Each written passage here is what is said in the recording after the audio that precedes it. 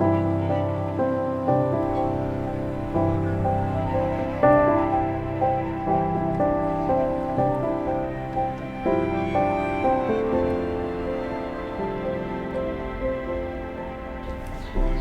the previous video, our walk ended at the Coburg Dock, which is now Liverpool Marina.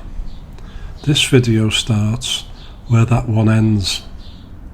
This is Queen's Dock. The southern docks, which feature in the previous two videos, have now become places where people live and places where people run small businesses from. Also quite a few car showrooms.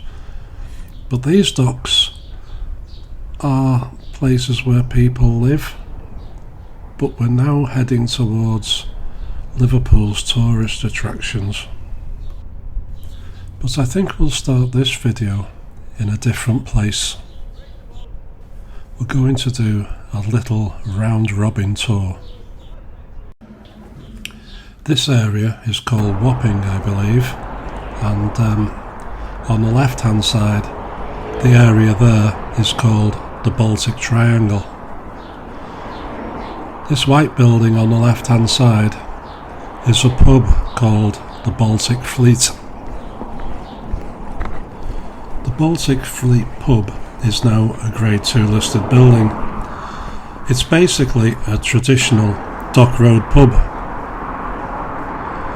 Now apparently the Baltic Fleet started off as two different pubs when it first opened on Wapping in 1851. Both pubs are thought to have merged into one around 1901, and it's a striking building that's designed to look like a ship. This would have been a pub that was used by the dock workers and also the workers in the warehouses that covered this area back in those days. Today though, this pub will serve the people who work in the offices that surround it now, and of course the people who live in the apartments over the road. So the building opposite is now called Wapping Quay, and it's a residential block of apartments mainly owned by the people who live here. But back in the days of the docks, this was Wapping Dock and these were warehouses. We'll see the other side of the docks shortly in the video, but first of all let's have a look at that wall. So I've crossed the road to take a closer look at the wall on the roadside of Wapping Quay. These cast iron columns embedded in the wall here are uprights from the overhead railway.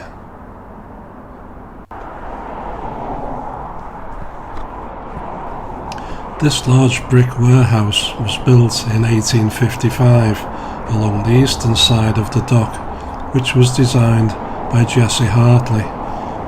Its design is very similar to those which surround Albert Dock. You can see the sign on the wall there, 1855.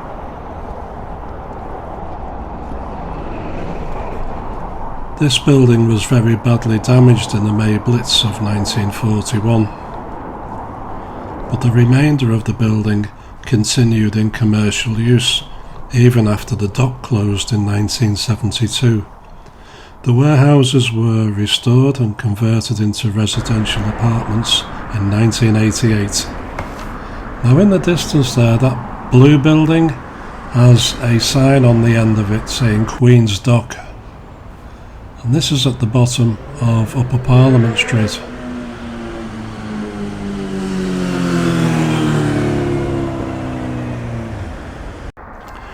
So this is viewing Wapping Quay from the Upper Parliament Street end.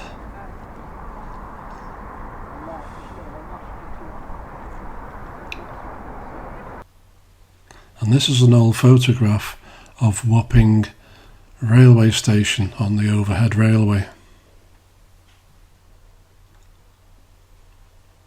And I don't think this was taken here, but this is what people used to do, standing underneath the overhead railway. Give you an idea of the scale.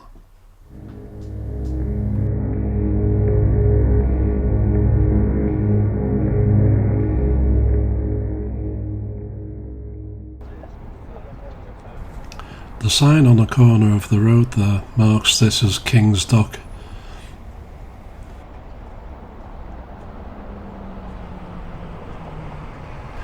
And this is the remains of a ground-based railway which would have moved goods from the ships into the city centre and into the warehouses. That's the rowing club on a training exercise.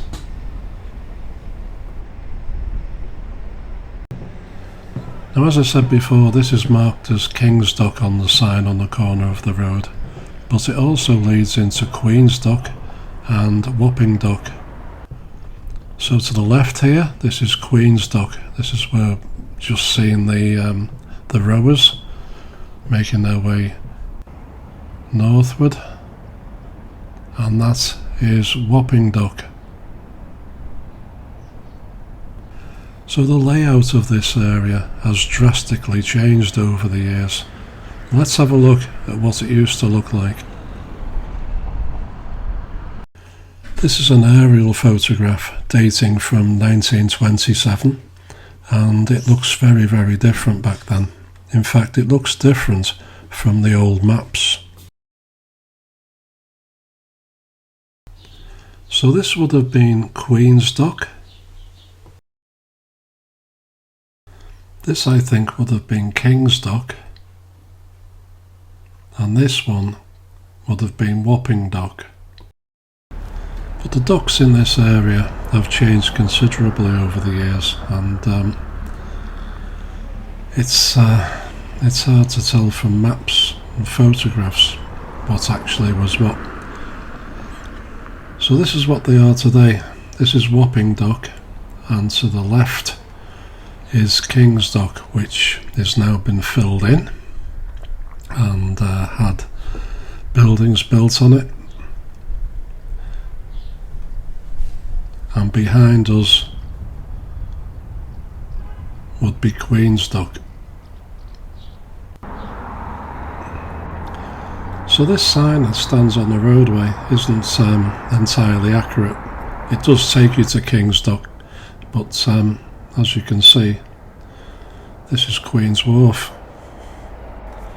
But this whole area has changed dramatically since the mid to late 1980s, when all these docks were filled in and plans were made for what they would become. Now, I found a map that also included Queen's Graving Dock to the left here, as part of King's Dock.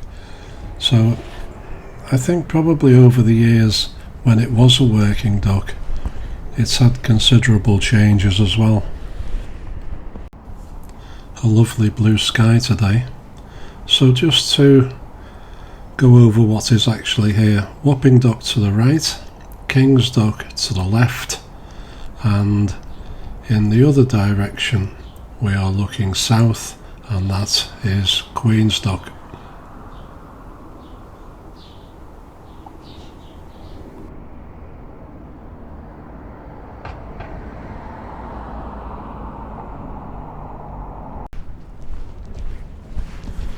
So in front of us is King's Dock, and that's King's Dock car park. Now, on that site used to be a tobacco warehouse, which is long gone. I think possibly set just a little bit further back than that brown coloured car park there. This white building here in the foreground is just another car park. I'll just sweep the camera around so we can get our bearings of where we are. That's the main road down there, and Wapping Quay. And quick look at the gap between the two car parks. Not a great deal to see there, but we'll take a walk along the edge of Wapping Dock. Make our way towards the more touristy areas of Liverpool docks as they've become over the years. So this is where we are. This is an overhead view, and I've put a red triangle on to show the direction we're walking in.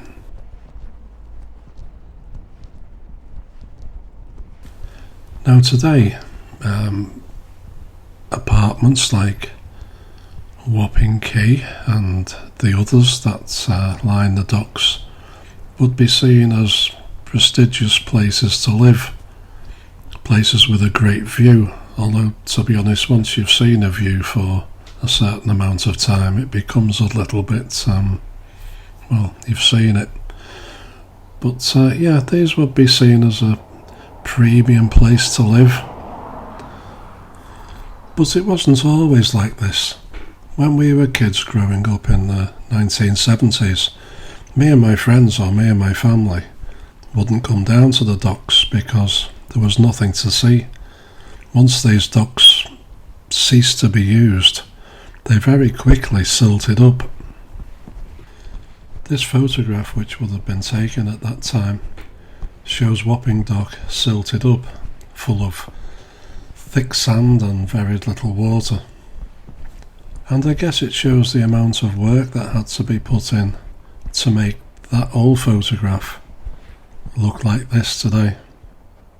Pretty amazing really what engineers can do, engineers, builders and architects, even though some of the stuff is a little bit not quite as good as the old days. They still make old places look quite smart.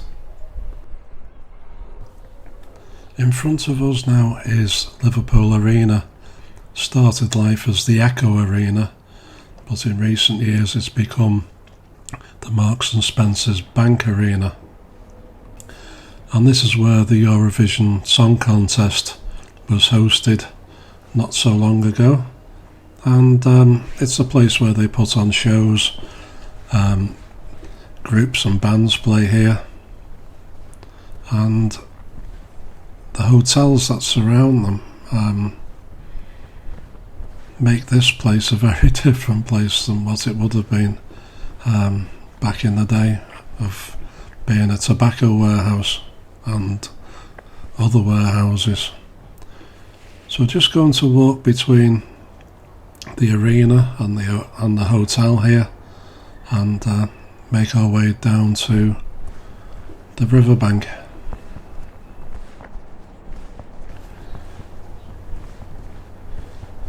Now it gets a little bit windy when you get down to the banks of the River Mersey, so apologies if there's too much wind noise. So this is a link between the hotel and the arena conference centre. Saves you going outside into the wind. So going back in time to discuss the King's Dock, which is what we're stood on now. The dock was designed by Henry Berry and it opened in 1785. Further warehouse buildings were added by John Foster Sr. The dock actually closed in 1972 and the branch of docks have now been filled in, as we know, because we've been working on them. So after its closure, the open space was often used as a concert venue. When a large tent and stage was erected, the Royal Philharmonic Orchestra played here. That was a Summer Pops concert. Everton Football Club had proposed to build their new stadium here, but those plans fell through in 2003. 2004, Irish vocal pop band Westlife held a concert here for their turnaround tour, supporting their album Turnaround. No idea what that was about. Who's Westlife? That's the Mersey ferry there, which you can book a Mersey tour on, and that's what that's doing at the moment. Right, so in 2008, completed regeneration of King's waterfront adjacent to the Albert Dock became an exemplary case of successful brown land development or brownfield land development. The Marks and Spencer's Bank Arena on our left hand side here has an 11,000 seat capacity. I did read it was 11,600 and something somewhere as well, so in that sort of region, that ballpark. And it's officially opened in January 2008, and that's the year of Liverpool's capital of culture. That's when it began. Now the hotel that we walked past when we were going down to the riverbank is a 4-star luxury Pullman hotel.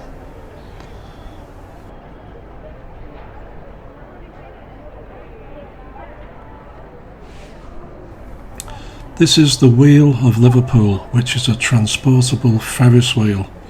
It was originally opened on the 25th of March 2010, but it was dismantled for refurbishment in the Netherlands in November 2020 and rebuilt in the spring of 2021.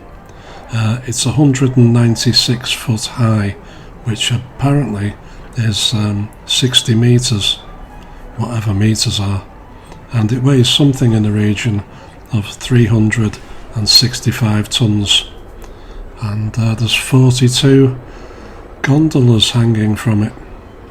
Now if you thought this started its life in Liverpool 1, no, that was a smaller version, so this is a completely different Ferris wheel.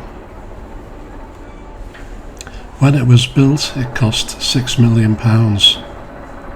and it's currently owned by a business based in Dubai.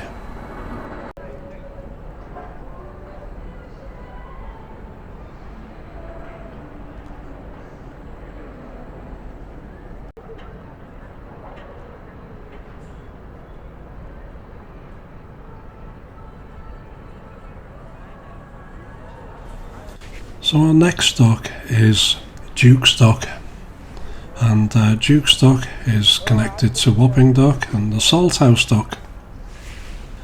This dock opened in 1773 and was built privately for the Duke of Bridgewater as a Liverpool-based facility for traffic using the Bridgewater Canal from Manchester. The dock was probably designed by James Brindley, who also designed the Bridgewater Canal. The first dockside warehouse on the Mersey was built at the dock in 1783, and the dock was extended in the 1790s due to the growth in the cotton industry.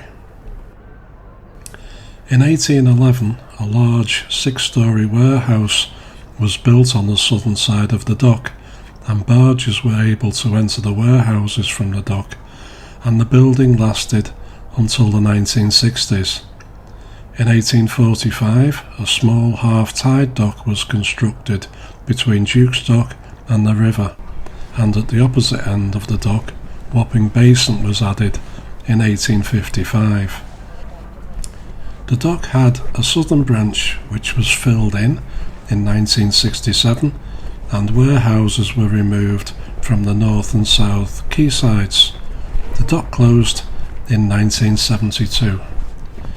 After the closure of Duke's Dock, the dock silted up during the following decade, and the quayside was in a state of considerable dereliction by 1980. And that's basically the story of most of these docks. So we're now on Albert Dock, and this is probably Liverpool's most famous dock.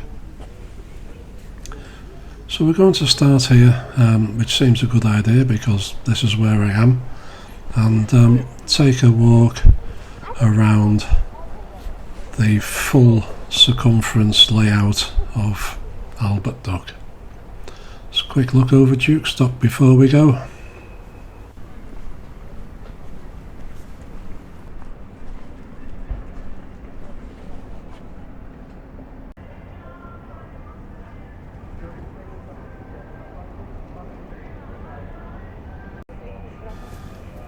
Now, as you can read there, this is the Beatles story, which is a freebie attraction for visitors to the city. Go down those steps there, and there's all kinds of Beatles related things that you can look at.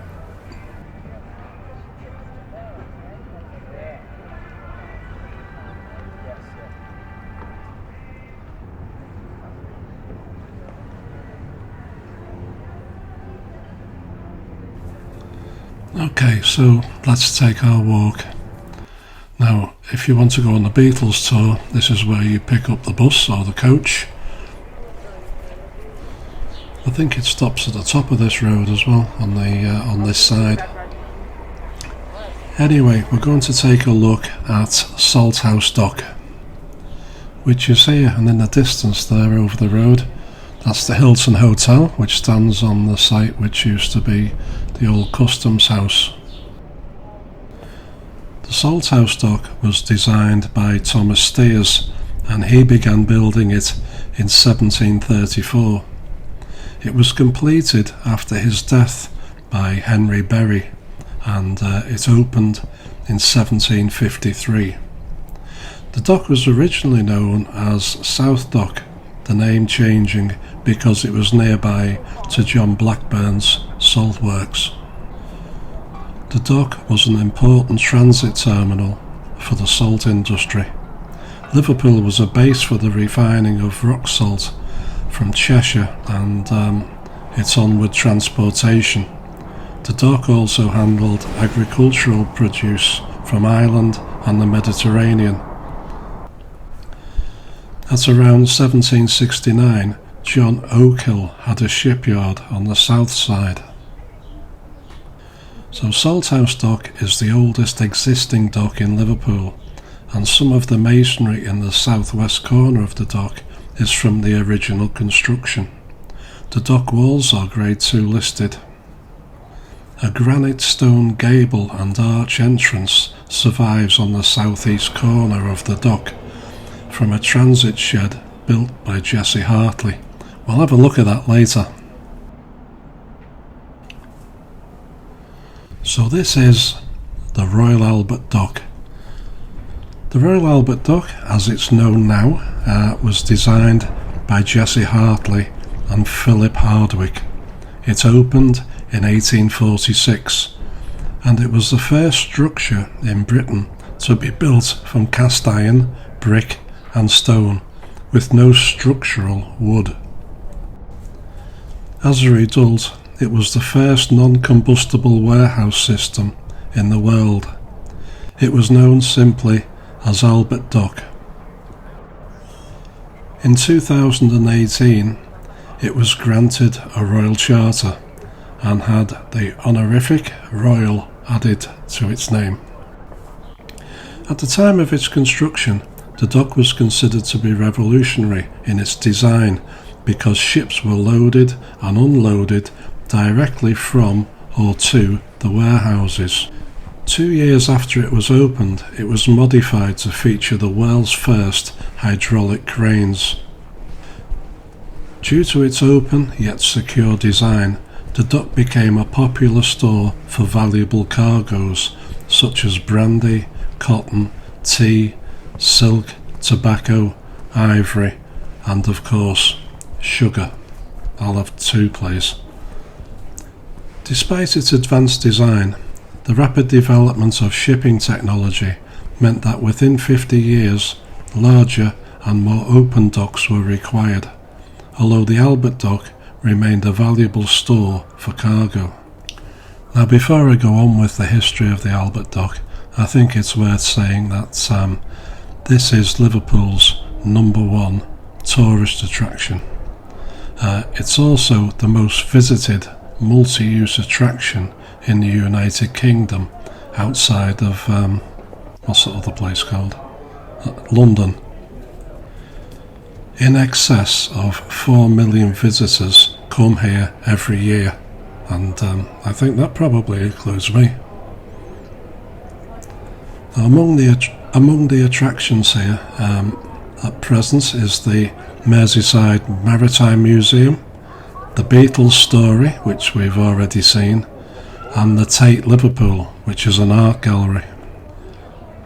There are also 2 hotels within the Albert Dock, the Holiday Inn and the Premier Inn.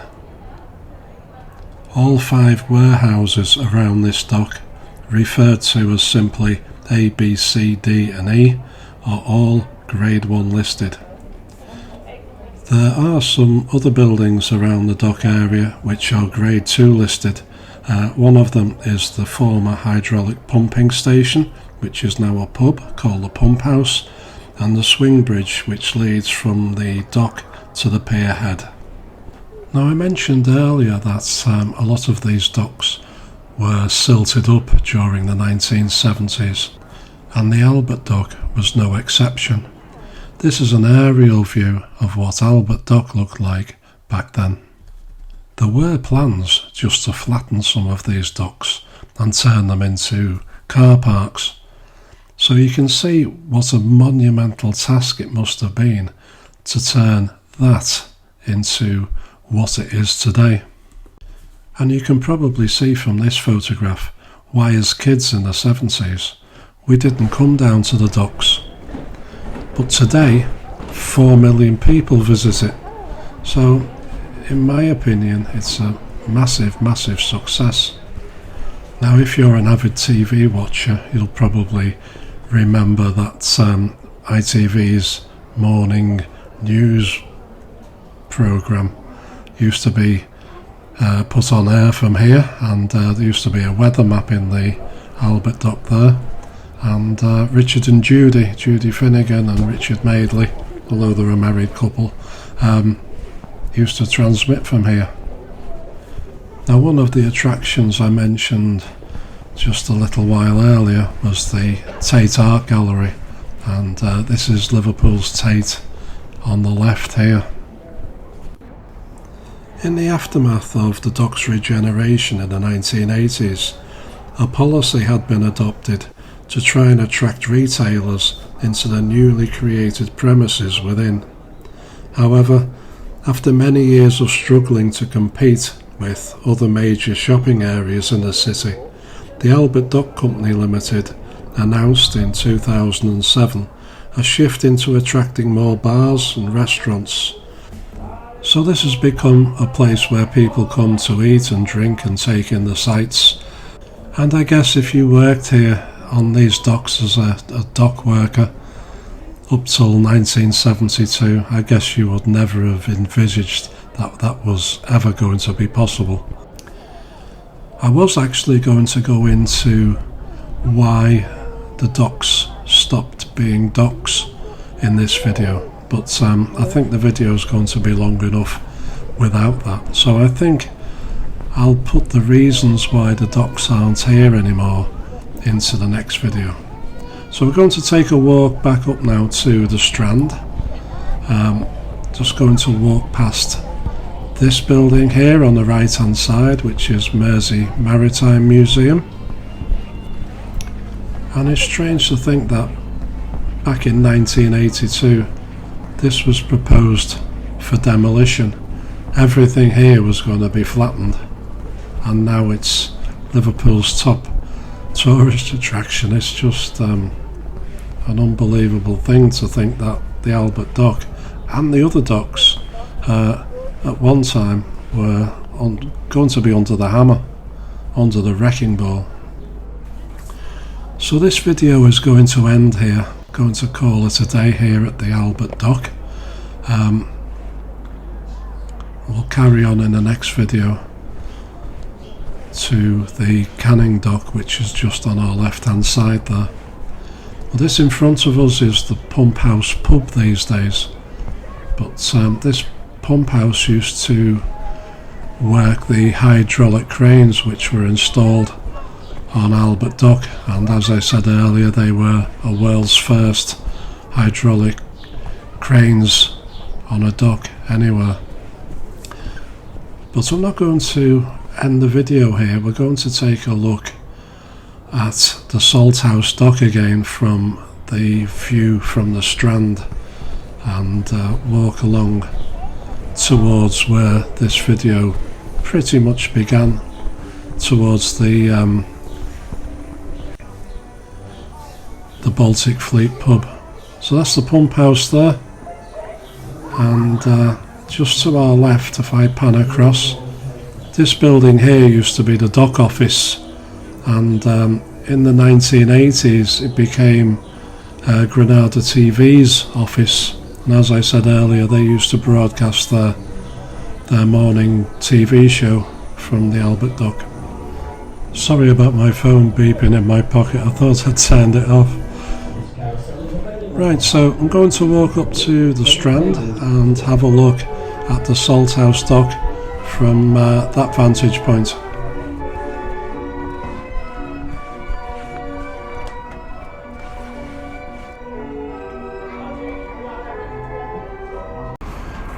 So this is the view from the Strand. In the distance is Wapping, where we started the video.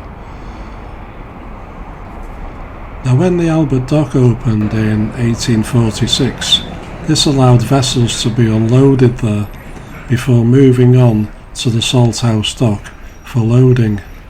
And by the mid-19th century, the main trade from the dock was with China and the East Indies. The dock served square-rigged sailing ships until around about 1914. Following the completion of the Liverpool Canal Link in 2009, the Salthouse Dock is on the route of the Leeds and Liverpool Canal extension to Liverpool Marina at Brunswick and Coburg Docks. This area of the docks is now owned by the Canal and River Trust, and Salthouse Dock has pontoon moorings for small watercraft, and that's why you see so many barges on here. Now, if you don't live in England, you probably don't realise what a barge is, but people live on these little craft, and they travel all over the country. Another little story about the Salthouse Dock is by 2005 the dock had gained a significant marine biodiversity. This includes jellyfish, mussels, sponges and seaweed. Non-native marine wildlife found in the vicinity include giant snails, Korean sea squirts and Australian barnacles.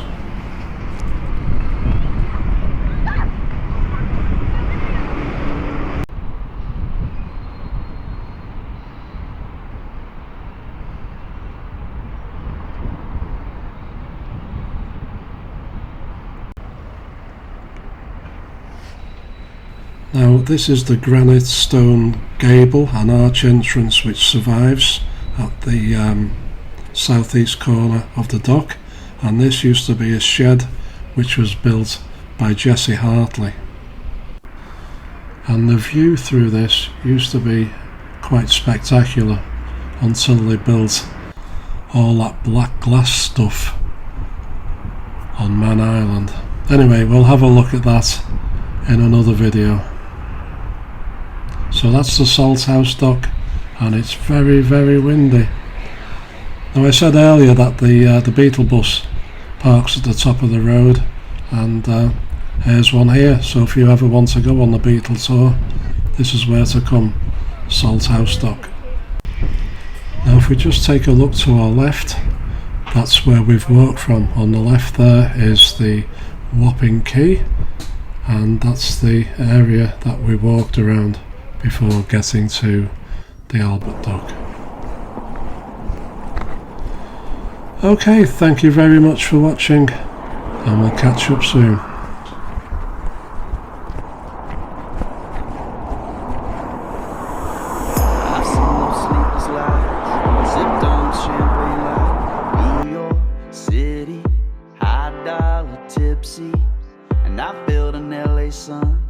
cruising up Highway 1.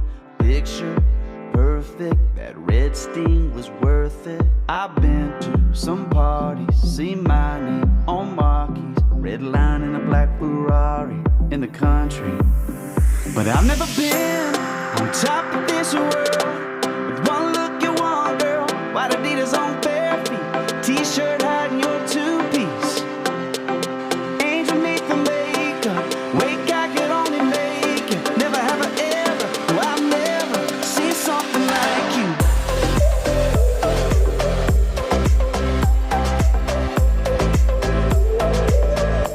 Seen something like you.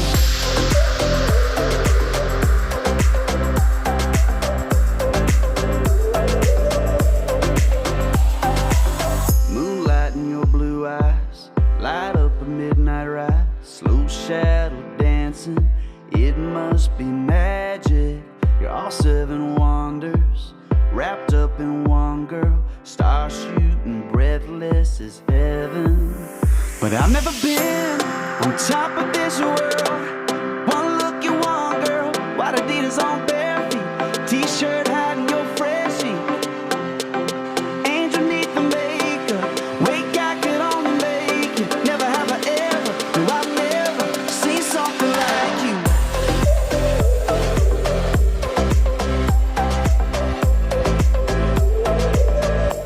Seen something like you.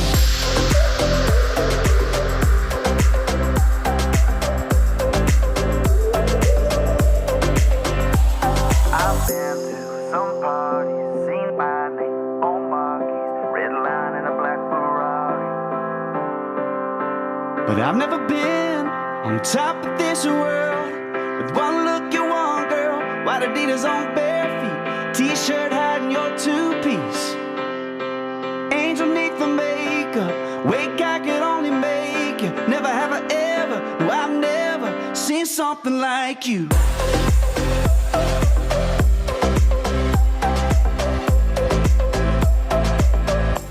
See something like you, yeah. Oh baby, oh no. See something like